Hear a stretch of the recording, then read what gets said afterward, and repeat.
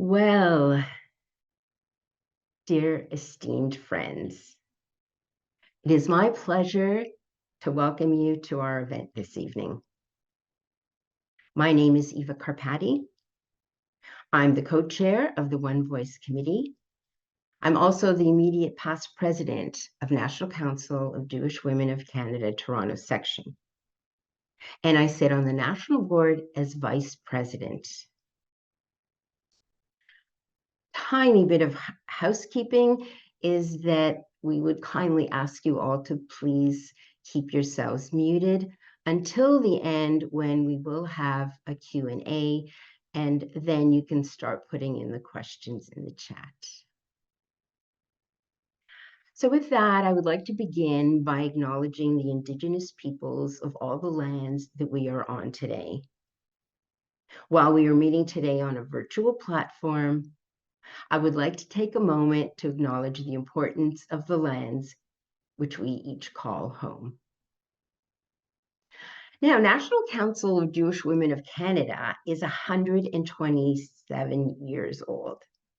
In that time, we've created many, many projects that have had far-reaching impact on our communities. Our very first endeavor in 1897 was to greet single young women coming off the trains in Toronto as new immigrants, and to ensure that they were safe. So in modern parlance, to make sure they were not trafficked. And this was a precursor to what was to become a very important project of ours, human trafficking awareness and prevention. In the 60s, we started a program for seniors called Creative Living, which grew so big that it developed into the Bernard Battelle Center, which services over 2,000 seniors now. In 1983, we started a Passover food drive, which delivered Passover food to a few families experiencing difficulties. But this year, 41 years later, we delivered almost 3,000 kosher for Passover food boxes to people in need. We have also put children's libraries in women's shelters.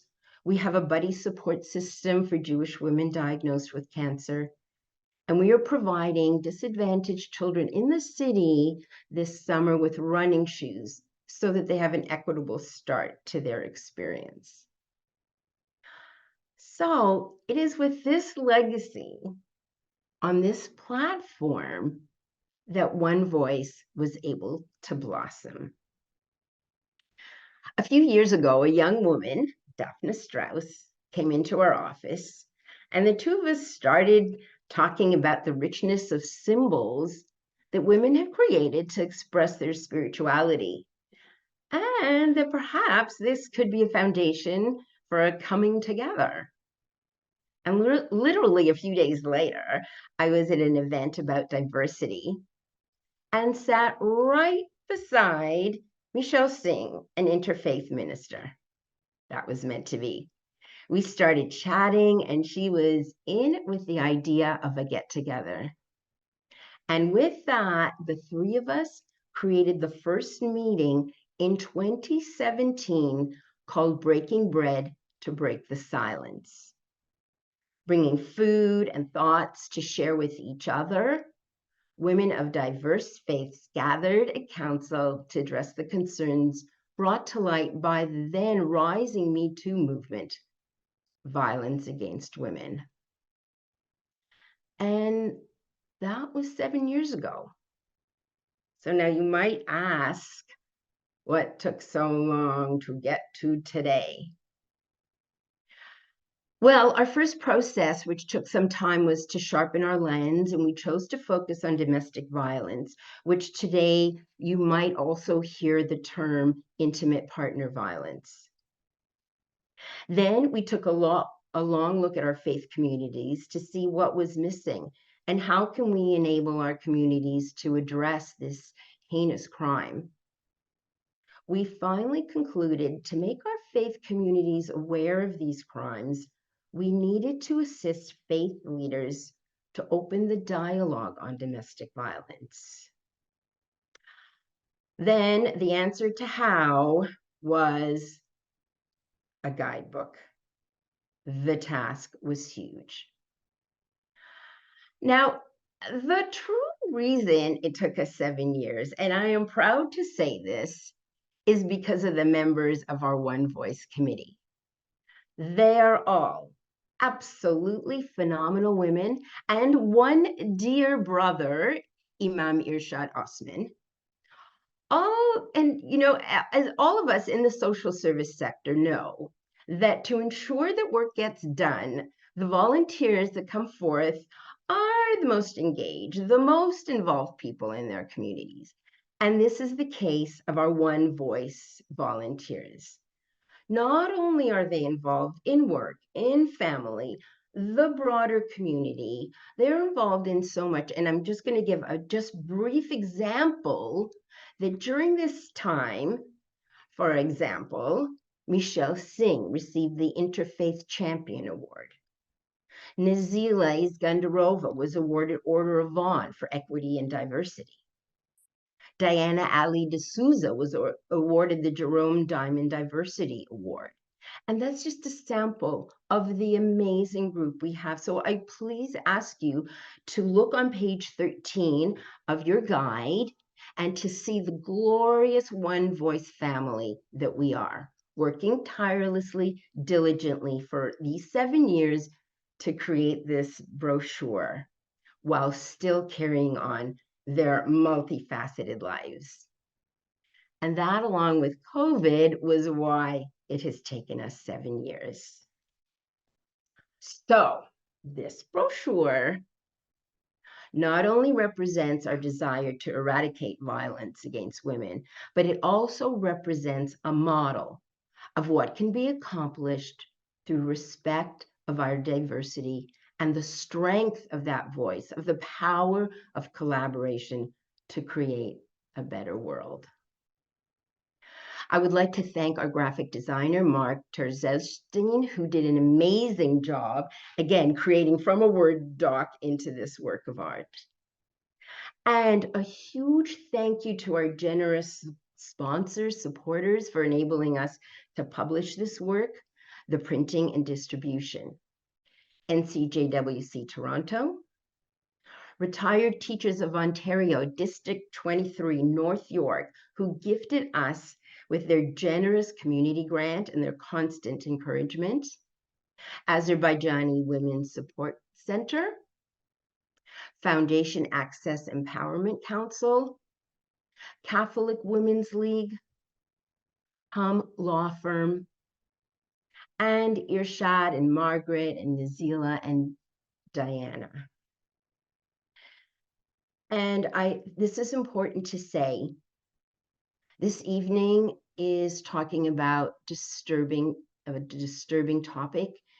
And in the chat, we will post a link to anybody who might need assistance throughout this evening. So we're going to put the information for victim services so it's accessible to you. And with that, it is my pleasure to pass the microphone over to my wonderful co-chair and moderator this evening, Michelle Singh.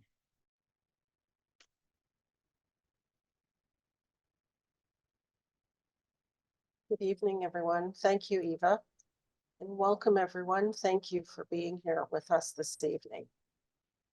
I'm going to take a few moments to introduce our panelists, and then each panelist will have an opportunity to speak and share their own individual wisdom with us.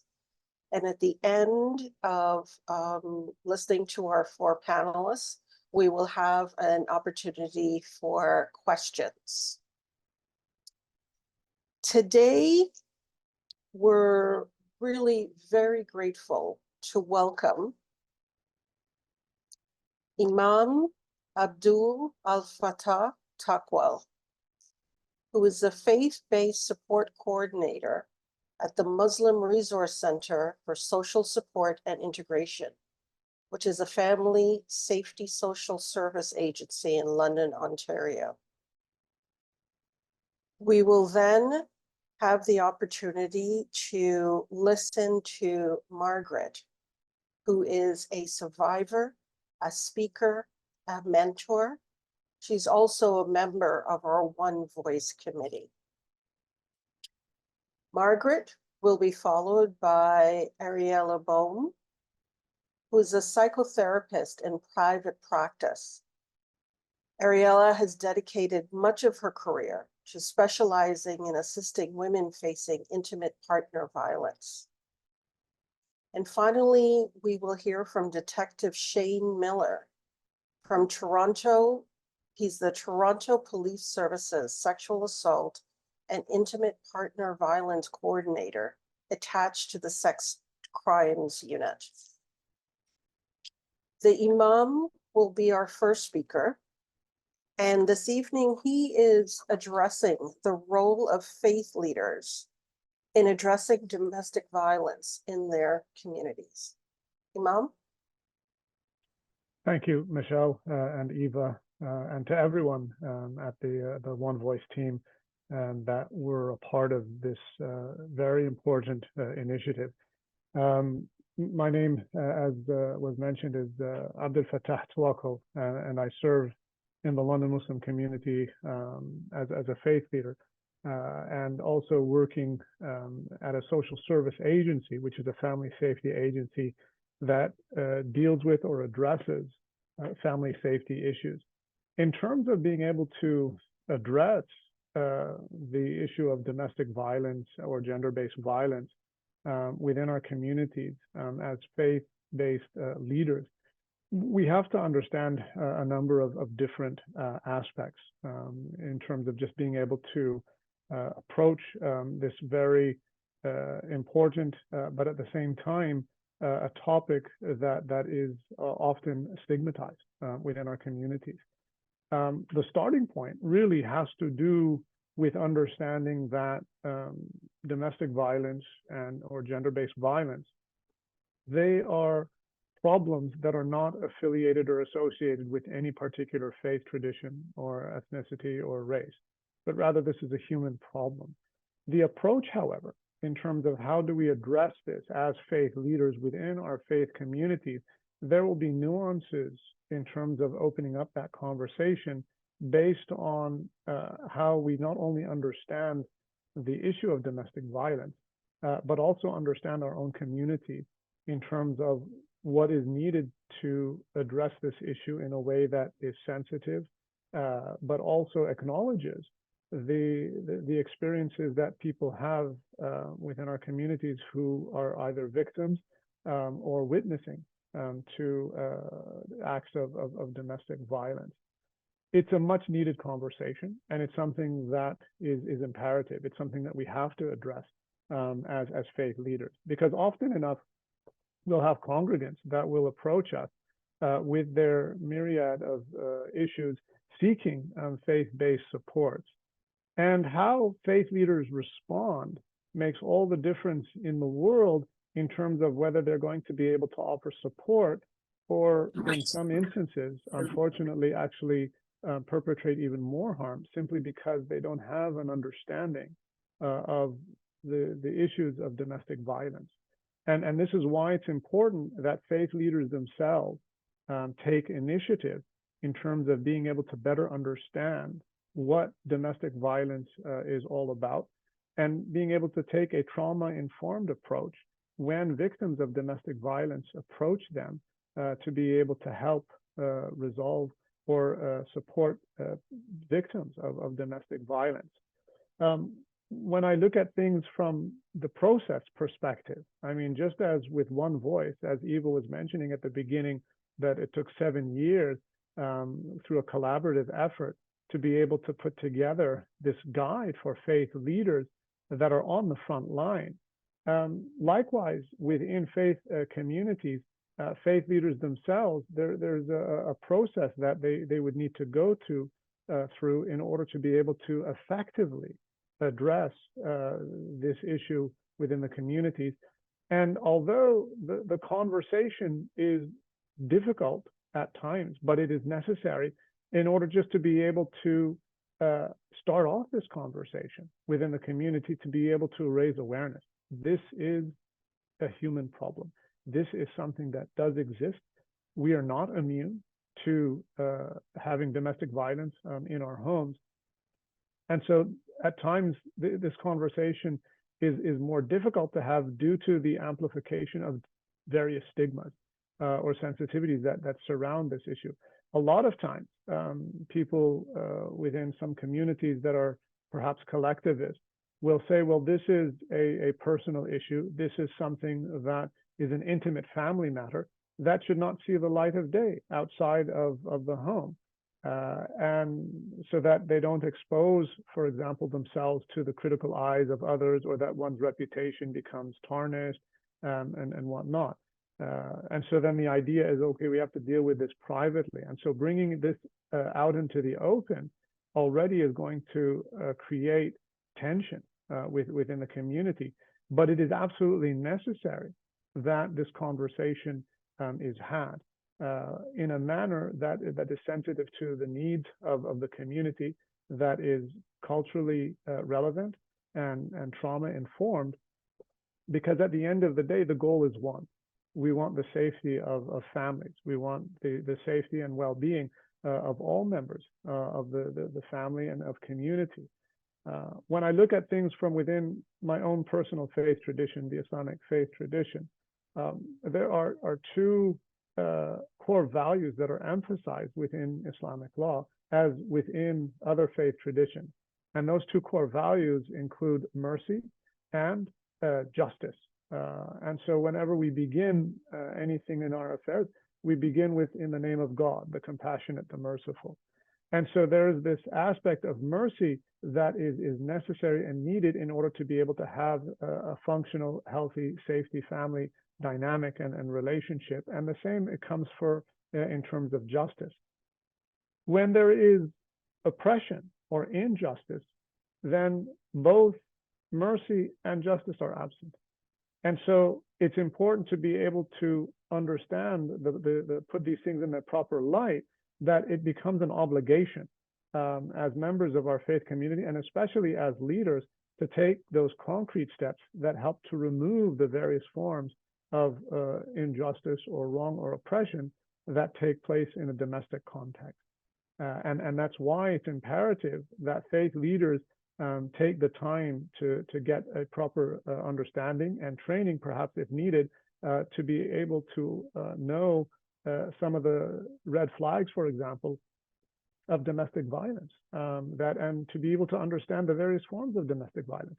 That a lot of times people think that it's only physical, but that actually represents the minority of cases. Most forms and acts of domestic violence are verbal or psychological, emotional. But then there are other forms that include, financial, and within faith traditions, there's actually also spiritual abuse. That is a form of domestic violence, where sometimes people might use, certain scriptures or traditions or whatever to allow them or to justify their perpetration of acts of violence. When in fact, this is as faith leaders where we have to come in, step up, and challenge those understandings to say, no, this is not a part of our faith tradition, and in fact it goes against it. And so that process of being able to support our community members and to be able to understand, this is something that it has to happen at a very public level in terms of addressing the issues of domestic violence, to be able to better understand it. But then when people have very specific issues or their own experiences, that's something that we hold in confidentiality, but just to be able to encourage people to reach out when they're experiencing these types of things. And it starts with just beginning to have this conversation on a community level. But the proper training is needed, and also having the proper supports and resources in place. And this one voice faith leaders guide is one of those resources that can help begin this conversation amongst faith leaders as they try to address and respond to domestic violence within our communities. Thank you very much for your time. Thank you very much for your words, Imam.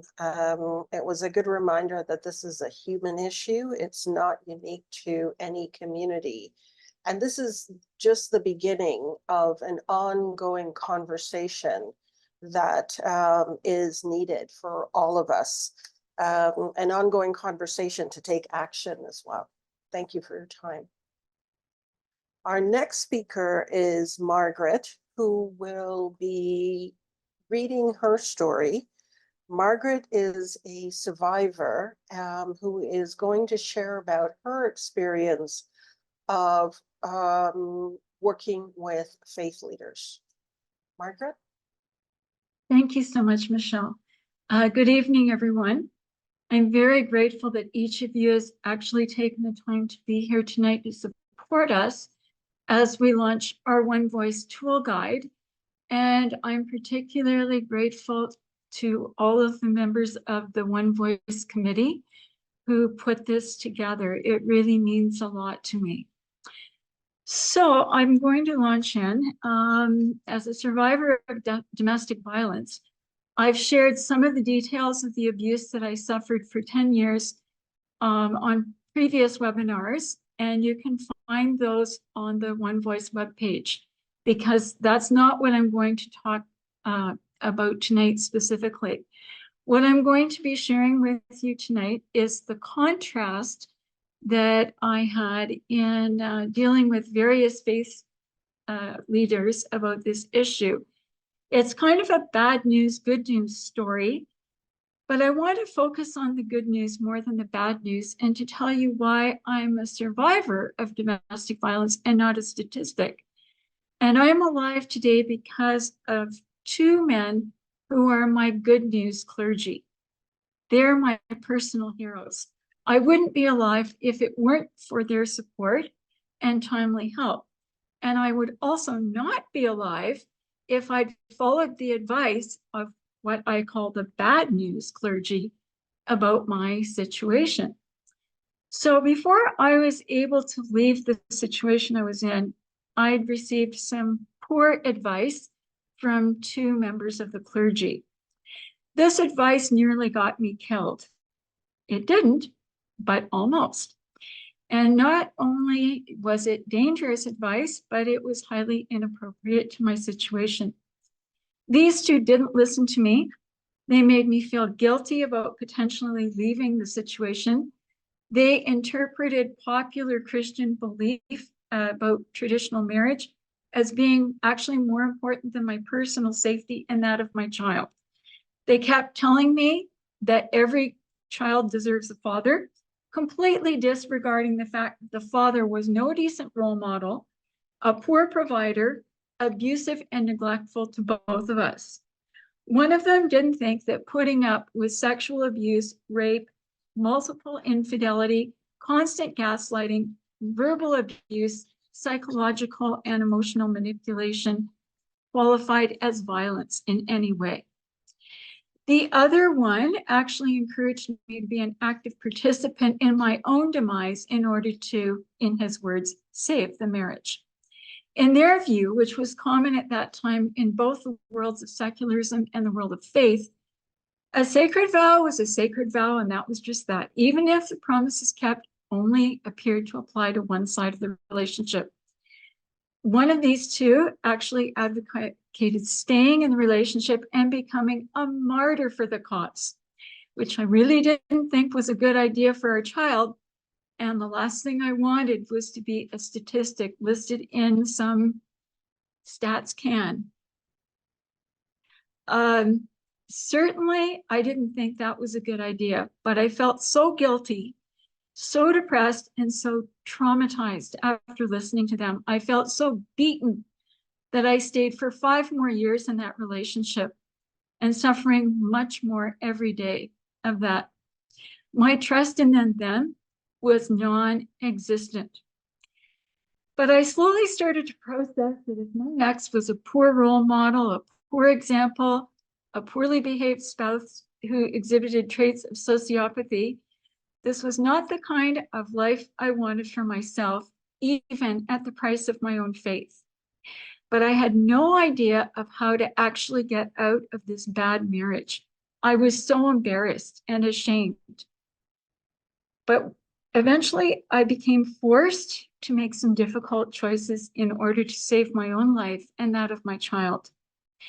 The abuse I was enduring became worse and worse and more intense over time, extending from coercive control, sexual abuse, I mentioned before, psychological abuse, to financial abuse, and several other forms of physical violence.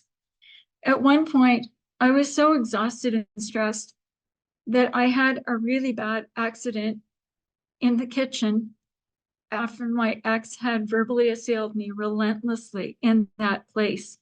And as a result, I lost focus on what I was doing, and I became a burn and fire survivor.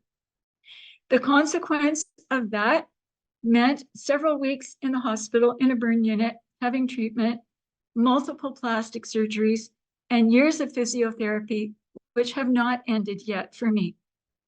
The resulting damage to my body and my self-esteem has caused a lot of trauma in my life that I will never be able to recover from completely. However, burn scars and fire did not quench my determination to leave this horrible man. This event just made my will stronger. I decided, against the previous advice that I'd received, to start opening up to some friends who'd always supported me. And so I confided some details to a dear longtime friend, also a member of the clergy. But his response to what I told him was so much different than the previous responses. Instead of guilt, he gave me positive, supportive scriptures, encouragement, and hope that I didn't have to stay in this situation, and that I could leave without any guilt or remorse when I was ready to do so. He believed me without any hesitation. He didn't question the fact that I was abused. For the first time in years, I felt that I'd been heard. But since he didn't live in our vicinity at that time, his advice was over the phone when my ex was not around. But in the meantime, a new associate clergy had moved into our parish. One Sunday after services, he stopped and spoke to me because he'd noted the special bandages, burn scars, and medical equipment that I had to wear when I went out at that time. He was an astute, compassionate individual with lots of street smarts. He'd been there. He had had some experience with women who were abused, not just physically, but emotionally, and he recognized the signs in me. So I met with him during the week, and he made me feel comfortable enough to tell him about my situation. He was open-minded. He believed me without question. He gave me hope that my spiritual journey was not going to end, even if I left the relationship, and that it was more important for my son to have a good role model in me than to continue to experience and witness the abuse that I was receiving and that what my son was experiencing on a regular basis. One night in the middle of the winter, my ex made a huge scene in our home, making all kinds of threats while brandishing a weapon. And I was really afraid for my life. I was terrified. So I called my faith leader in the middle of the night when my ex was downstairs and passed out.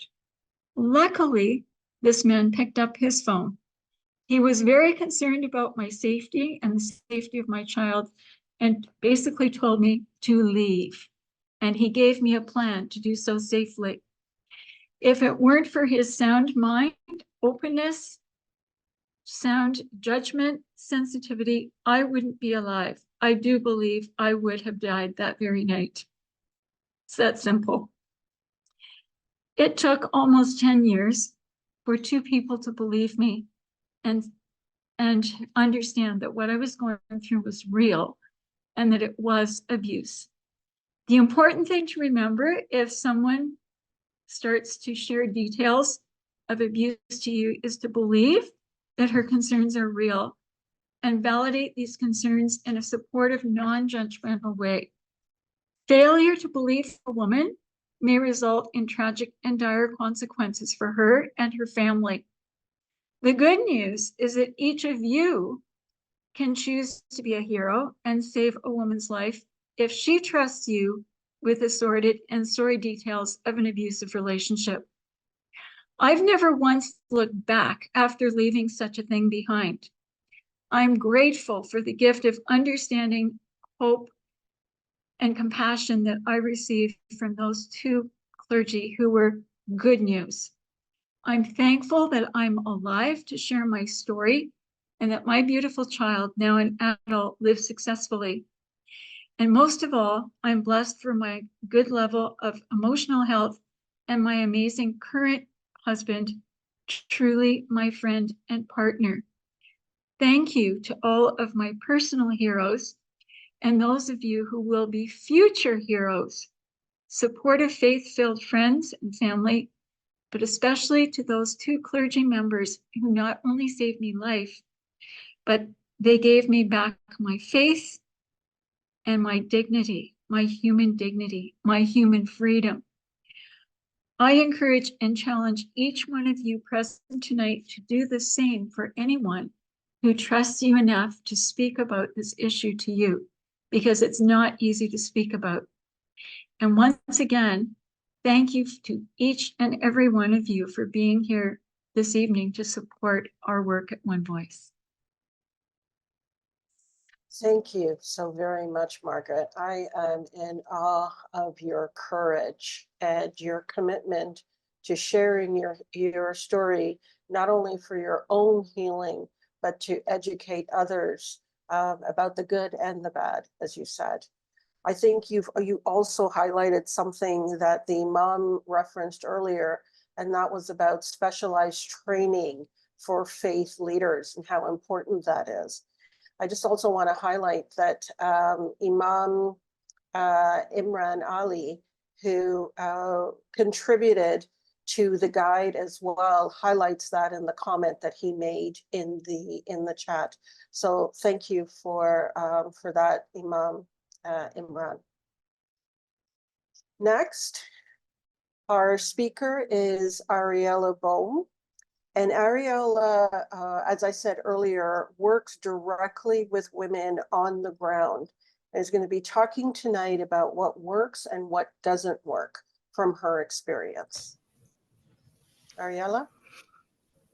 Thanks so much for having me. Thank you to the Imam and thank you to Margaret. Wow, that was really inspiring, and I'm just going to build on that and try to expand on this idea of being able to be a hero, even if you don't have a tremendous amount of experience. And hopefully there will be more training out there. I think that would be wonderful. But I want to condense this, and I hope I don't speak too fast, but I want to bring 3 points that might support you if you're trying to help someone who's come and shared with you that they're experiencing domestic violence or intimate partner violence. Number one is to understand what complex trauma is about, because if you understand the model, and I hope I'm sharing with you now. I hope that you're able to see this. There is a, let me just make sure that I'm sharing this with you. Okay. Let me go back. Okay, there is this concept of a complex trauma. So it's not exactly the traditional post-traumatic symptoms. It's more complex than that, because usually when you're dealing with I'm just trying to make sure that I'm sharing my screen here. When you're dealing with situations that build on themselves, and it's just not one specific trauma, like a classic post-traumatic trauma would be to experience war and have something happen to you, like a one-off, or have something experience something like some violence that's just a one-off. But when we're dealing with someone who's experiencing intimate partner violence, we're dealing with many different layers to the trauma, and that's why we call it complex. And it also usually happens over time. So when you're speaking to someone who has complex trauma, just try to remember they're going to be dysregulated. Often when you speak to people who have complex trauma, they seem a little, kind of like what seems to be overly emotive, and they often don't have chronological memory, so they'll share things and they just won't necessarily make sense because the chronology doesn't line up. So it's easy to think of the person that you're speaking to as somebody who might not be telling the truth, or somebody that might not be stable. But it's important to recognize that when someone has dealt with complex trauma, they're dealing with dysregulation. Their system is dysregulated. They might seem distressed to the point where they are overly emotive. They're hypervigilant. They're emotionally dysregulated. And so we want to speak to them with that knowledge that you're speaking to someone who is experiencing trauma, and try to remove the judgment. It's hard not to feel judgment if you don't understand what the person's going through. So that's the one step that's really important, is to just understand the backstory here, that there's complex trauma involved. And then the other piece is this idea that you want to be able to create a safety plan, and you want there to be some preparation involved, and you want there to be you don't want this to be a spontaneous situation where they're in the middle of crisis mode and they don't know what to do. So when you're speaking to somebody and you think that they are going to either have something violent happen to them, in which case you would want to share a safety plan for that, which would be more immediate, or they are trying to figure out how to leave a situation where there's emotional and psychological abuse. You would want to have a safety plan that you give them to prep them a little as to what they can do. And that safety plan, first of all, like Margaret said, it allows the person that you're speaking to feel like they've been being heard, and also to give them something practical that they could grab onto, that they could use to support themselves. And these safety plans are complex, and there's a lot of hopefully if you receive training and you get a little bit of knowledge as to how to support them through a safety plan, you'll see that there's a lot of steps that could be taken. The important piece is that you are able to be a hero, like Margaret said, and have some of that knowledge of what safety plans are, so that you could then give some really practical tools to use. And the third step that you can take is to, again, I think this connects to the safety plan, is to support the person that you're speaking with by sharing with them that there are options of speaking to a family lawyer before they make decisions, because often they have misinformation and their partner tells them that they can't leave, or if they leave, their children will be taken away from them, or all their money will be taken away, or a bunch of stuff that's being shared with them that isn't factual. So you want to also prep them by giving them information about their family law rights. And you do that by giving them referrals to either legal aid, or if they don't qualify for legal aid, by just suggesting that they speak to a family law lawyer so that they get some information, some correct facts before they make the difficult decision of leaving. So just to give a quick overview, you want to understand what's behind the dysregulation, and that they're not necessarily being overly emotive or not speaking the truth. They're extremely dysregulated and traumatized. You want to provide a safety plan, so there's some prep, and you want to also explain to them that there are ways to connect to lawyers or legal aid to get some information as to how to leave in a way where they will get the facts they need, and that they understand that it's not all lost. They won't lose their children. They won't lose equity in their home, or they won't lose their home entirely, or these kinds of facts that are usually distorted. So that's the 3 steps that you could take that are very practical. And I hope I didn't speak too quickly, because there's a lot of information to share. Thank you so much for being here, and keep on being heroes.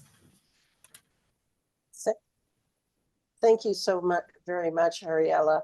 A lot of the resources that Ariella referenced are being added to the chat, and I'm hoping that the safety plan, the form, I wonder if there's a link that could be added to that as well in the chat.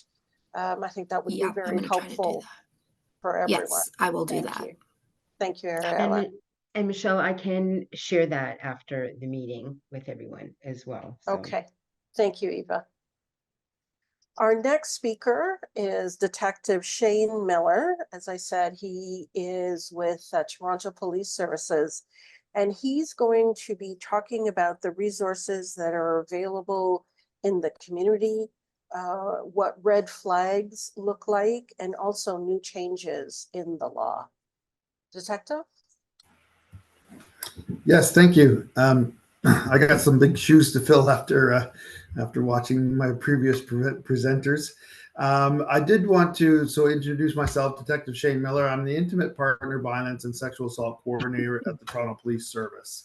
One of the things that I do, or to give an outline to sort of cover what I do and what I'm going to speak about today, is we want to talk about how we have some interactions with the community with regards to intimate partner violence.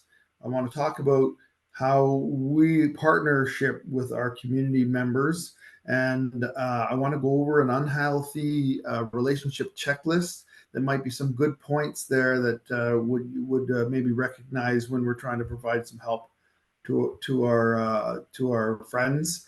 And I want to talk briefly about some cybercrime that may not recognize, or people don't recognize as being intimate partner violence, and the changes and some recent changes in law in relation to the intimate partner violence as well.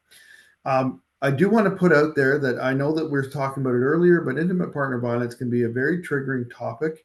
I will speak about victim services as I go through, but please, if sometimes this kind of topic can be triggering for people, and if you need some help, please reach out, because we have a lot of resources in our communities to do that. Intimate partner violence impacts people across all races, religions, sexual orientation, and all social and economical groups. And so the Toronto Police Service certainly strives to be empathetic and trauma-informed towards all victims and survivors of intimate partner violence. And the statistics say that 1 in 3 women will suffer some sort of domestic abuse in their life. And that's why I like to put that caution out that this could be triggering for people that are within our group. The Toronto Police recognizes that obviously intimate partner violence, also known as domestic violence, I know we have been using those terms interchangeably, is a serious social problem. And it's not limited to any of our marital status, sexual orientation, or occupation, visible or other invisible disabilities, age, or gender. Now, the province of Ontario and the city of Toronto both declared that intimate partner violence is to be an epidemic. And so it's going to be more and more as time goes on. We're going to be hearing a little bit more of what's being done in this field. Now, as the coordinator, I help to manage the partnership between us at the service and the community agencies, as well as I assist with officer training, where we have a certain program with our officers that are trained investigative intimate partner violence investigators to look at the recidivism rate and risk for each in particular victim or survivor that we're dealing with. And so moving from that, the service is obviously committed to making sure that we try and reduce our intimate partner violence incidents, crimes, and also homicides obviously is a big thing through education and enforcement. And this is the part of the education that we can help with our victims, where we work with our community members, our faith leaders, people that our survivors are going to looking for help. And this is where we can reach out to them. We can enhance safety of victim survivors through our prompt action, including referrals to community partners. And we build effective partnerships within our community support agencies so that we have a focused victim survivor response, both between the service, Toronto Police Service, and our community agencies. We have members may or may not know, or people may not know, that we have Women's College Hospital and Scarborough Grace Hospital in Toronto that both have a sexual assault, domestic violence care center. And I know it starts off with the sexual assault part of that, but the domestic violence care center is a very busy portion of the unit there, and they deal with follow-ups and community-based services and providers, specifically to the incident that particular person has gone through. And so the nurses receive specialized training and provide ongoing counseling and information pamphlets in several languages in order to assist anybody that comes into the services. We recognize that through studies, we know that all intimate partner violence is experienced by all individuals of all backgrounds. So culture, socioeconomic status, these things all play a part. But in particular, there are more people that are vulnerable to experiencing violence that we know. And this includes Indigenous women, those that live with disabilities, visible and invisible, new immigrant women, refugee women, adolescents, those identifying as lesbian, gay, bisexual, or transgender, and older adults. And of course, within the sex trade workers world, it is a huge problem with domestic violence being in the background. We have basically, I speak to women, violence against women, because 80% of our victims of police reported incidents have been women. And the Toronto Police Service shares a common victim vision with Victim Services of Toronto to build a community where everybody collectively takes a stand against gender-based violence. We have members, the Toronto Police Service has community partnership and engagement unit, where we have members that are liaison officers within all of our communities, many of our communities anyhow. Certainly all of our investigators have specialized training for intimate partner violence investigations. So if there's an investigation regarding to intimate partner violence, they will be trained investigators specifically for those incidents. We are able to look at what are some potential unhealthy relationship, and I call it a checklist, something that we as a community can look for in our friends and family, and things like if if people are reporting that their partner treats them like possession or becomes jealous for no reason, partner isolates them from friends and family, that's a key checklist point. Partner constantly monitors their whereabouts. Their partner tells them how to dress or to present themselves. Constantly criticizes or belittles people in front of other people. Often feels like you're walking on eggshells around that partner, and your partner monitors your finances, and controls your access to money, controls your or monitors your phone and social media and accounts and activity. Those are all very key factors to note that there is possibly some intimate partner violence going on in the background. One of the rare things that people don't think of is cyber crimes as it relates to intimate partner violence. So cyber stalking, harassment, gender-based discrimination, memes and posts that they're put out there, publications, certainly talking about distributing or transmitting intimate images without the consent of the partner, voyeurism, where surreptitious recordings of somebody in a circumstance that normally gives rise to where they would have reasonable expectation of privacy. There may have been consensual videos or images taken at the time, and then they're used in the background without consent, and that is in fact a crime. And often it's related to intimate partner violence because the trust was there at the start, and then they often use that trust or that whatever has happened as a point that they're going to release to friends or family or whatnot. And so it becomes a very significant issue within our system. Now, we have our community agency supports that are out there. Our sexual assault, domestic violence care centers, like I said, at the hospitals are a huge frontline resource for people. That doesn't have to be reported to the police. You can go to those care centers and get the care you need, and you don't have to report it to the police. If you want to report it to the police, they'll support you in that.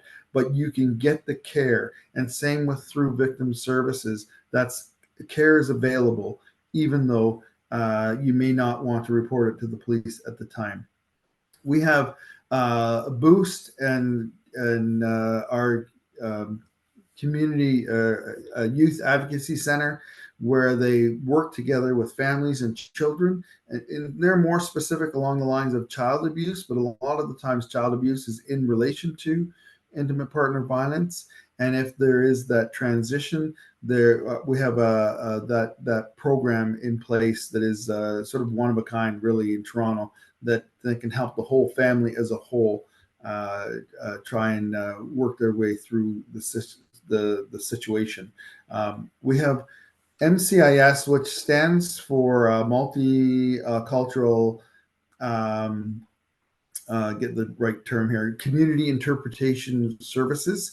And so they provide free services in regards to interpretation when domestic violence victims or survivors, sexual assault or human trafficking, all of those people, if they have a language barrier where they can phone the police, and it's all free of charge, that these interpreters can help and step up and be able to translate between what happened and for us at the police service to get an accurate picture of what it is that went on. In the background, just to make aware for everybody, we have a Safe Pets Ontario registered charity that will help with if a barrier to leaving is because people's pets are there and they can't take the pets to the shelter, then they will get those pets temporarily adopted out in care, and so that they can be returned to the victim or survivor once they get settled in a place that isn't necessarily a shelter that doesn't accept the pets. And we also have shelter movers that help people move their property and store their property until they get resettled. We have victim services, which is our big partnership, where they really step up with really having access to all of these programs in their background, and are able at a moment's notice to be able to refer people to all of those things. I just wanted, my last bit, the two things that I wanted to mention. There have been recent changes in law around intimate partner violence. Two things that were added in Bill C-75 in June of 2019, where there's a new law around choking, suffocating, or strangulation offenses, and it's like being, it's equivalent to being assaulted with a weapon as far as the Criminal Code of Canada is concerned. And then there's also the reverse onus. So persons that were convicted already of an intimate partner violence offense, if they are accused of doing it again, it doesn't have to be the same victim. It could be another victim. They are not eligible for release by police. We have to, what's called, show cause them, or they have to show cause to the courts why they should be released. And so that's a huge step where we have that control, that we cannot actually, the courts are saying they have to be brought before a judge or justice and show cause why it is that they should be released. And that includes if they have already had an absolute or conditional discharge. And I know that I'm talking a little bit high end as far as knowledge, but where they've taken responsibility and maybe not going to be convicted of the crime and serve jail time. They might have had an absolute or conditional discharge, but there is some admission of guilt. And those are also included in that, where if you were caught again doing an offense of intimate partner violence, around intimate partner violence, that you would be required to go directly to court. We have two main things. Yourchoice.ca. I would like to make that it's a website that offers victims and survivors of sexual assault all kinds of information and supports. And that actually often overlaps with our intimate partner violence, because we know sometimes sexual offenses are a big portion of that. And we want to make sure people have access to those services, even though they may not be ready to phone the police or call us. We want to make sure that they can go to that. So it's called yourchoice.to, and everybody can go to that site and get amazing information, and you can help your friends and family with using that information when they come to you. I super appreciate your time. I know that I've put some technical terms in here with regards to the law. If there's questions, I'm happy to answer, but I do appreciate everybody's time here today, and thank you for including me. Thank you so much for your time, Shane. You shared a lot for us to absorb, and I see that our tech support is adding a number of links to the website, so thank you for providing those. We just have a few minutes for questions. So if anyone has a question, if you could put it for any member of the panel, please put it in the chat. I have a couple of questions to begin, and I am, we only have about 8 minutes for questions. We want to honor everyone's time for being here this evening and ending on time at 8:15. Just before we move on, though, with the first question, I'm just going to ask us all to take a deep breath.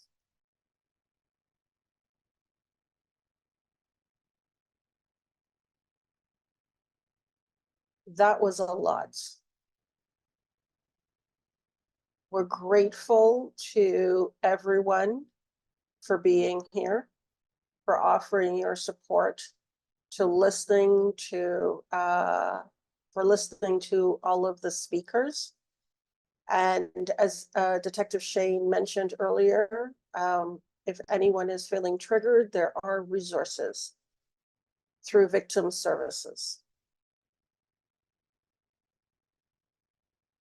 So the first question I have for our panel, and I'm looking for really the 30-second responses of who would like to respond to this, is what is the key next step after an event like this? From your unique perspective, what is a unique key next step?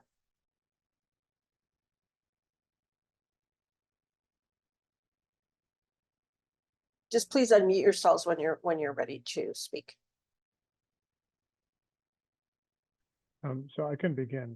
From my perspective, one of the key steps is to be able to know within your respective communities who are your key champions and supporters when it comes to the issues related to domestic violence.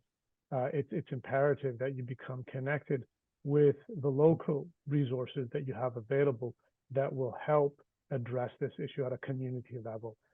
So it's about knowing who those various stakeholders are, and then being able to connect and to see, okay, what are some concrete steps that can be done within your community to raise awareness around this at a public level within your local spaces. So just to be able to know who those stakeholders are and those champions and supporters when it comes to addressing issues of domestic violence, including faith leaders who have knowledge and experience of domestic violence and dealing with it. Thank you, Imam. Would anyone else like to address that question? If I could just add, simply recognizing that the situation as it presented itself is solvable. And so sometimes that's hard when people are living in the cycle, to recognize that it can be broken, and you don't have to live like that. And so, but it is very difficult until they have, as Imam was saying, someone they can trust or reach out to in order to support their decision and recognize that that is a life that you can change, that you can make changes. And I'm not saying that from the police perspective. It doesn't always have to be that way. It has to be a change, an interruption of the cycle. And that's the recognition of that is key. Oh, thank you, Detective. Actually, Imam, the follow-up question I have to that then is, you've mentioned the specialized training, and for those folks that are in our that are on this webinar with us right now, is there any specific specialized training you would recommend that they can share with their faith leaders and talk to them about as lay people? Yeah, no, that's an excellent question. I think that when it comes to reaching out to domestic violence agencies and even just beginning having those conversations with the domestic violence or the family safety agencies is important, because you're not going to be able to do this on your own. It's a collaborative and a collective effort. And it also depends on the faith communities in terms of being able to address it in a manner that is culturally relevant. So, for example, within the Muslim community, from the Muslim Resource Center, which is where I've been for the past 6 years, a social service agency, that part of my public education engagement was to arrange a workshop for faith leaders, for imams in particular, because I'm also a member of the Canadian Council of Imams, as is Imam Imran as well, who's with us, and to organize a workshop for faith leaders specifically that offers that type of training. So that can only happen in a sort of through a collaborative effort. But it's, again, starting off by knowing, who those resources are within your community, and then beginning that conversation to be able to say what it is that we can do to establish and to put in place those types of specialized training. I wonder if we have in our audience any faith leaders from other faiths who would like to speak to that as well. If you would maybe raise your hand, if there is someone there.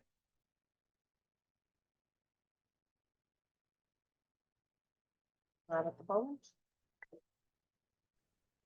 Well, if I can just say then that that silence for that moment already speaks to, I think, an issue, and it's something that, I'm going to speak for the One Voice Committee, is something in our next step is something we can look at, is how to facilitate or, somehow carry on with what you've done, Imam, which is so wonderful, and to see if it actually has been done in all the faiths in the GTA, and you might help us as we, as another platform for One Voice to ensure that our next step is those action plans. So thank you for pointing out what you've done, and that is a wonderful model that I think we'd all love to ensure is happening throughout the faiths. Thank you, Eva. That's a great idea for our next steps for One Voice. I see Imam Imran has raised his hand. Imam, I can give you just 30 seconds. Thank you very much. Hello, everyone. I'll take less than that. I just really, is so inspired this afternoon. And you can't imagine how I'm cringing when Margaret met, bad faith leaders. We had the bad, we had the good. Obviously, with faith leaders, you can't get the ugly, which is great. But I feel this training that we're focusing on or we're alluding to is really, really important. I'm sad to say, I have many faith colleagues, leaders who are not trained to do what we're talking about today, and this is not fair to congregants regardless of faith belief. And so I hope we can all play a role in ensuring that we have good faith leaders, and those who can't offer services, we should allow them to nicely say we can't, and refer their congregants to competent resources. Thank you. Oh, thank you, Imam. Well, I'm going to close this portion of our program. Thank you to Imam Abdul, to Margaret, to Ariella, to Detective Shane. Thank each of you for being with us this evening, for sharing your wisdom, for inviting us to step into a place of action as well. I want to take a moment to introduce Michelle Franz, who will offer our closing remarks. Michelle is a member of the Baha'i community, and she's also sits on the One Voice committee. Michelle? Thank you very much, Michelle. Dear friends, as our program has come to an end, I want to personally thank you for taking the time to attend this evening. The topic of domestic violence affects more people than we can imagine, and bringing awareness and resources to the forefront has to be a priority for not just faith leaders, but as individuals as well in the society. It's our hope that this session and the guide will pave the way for more collaboration within faith communities and their affiliates, not just in the GTA, but across all different regions nationally. We also hope that it will contribute to greater interfaith dialogue and support among various faith leaders. There is so much that needs to be done, and this is a great first step. So I really appreciate your time here with us. I would like to express my thanks to the panelists for the informative discussion and definitely a list of support services that's available. I learned a lot tonight. And also I want to express my personal gratitude for the One Voice sisters and the family that we have. I've been honored and privileged to be part of this group, and I have learned a lot from everybody. Their commitment for service across the board is unwavering, and thanks to Eva for your vision and bringing us all together. I want to close off by saying that we have a lot of resource guides available that can be still mailed out for faith leaders, and I know that Marcus put a lot of information in the chat. If you need additional resources or additional guides, or for a list of the websites, you can always contact Eva. And with this, we will close our session this evening. Once again, thank you for your participation and your dedication. Thank you.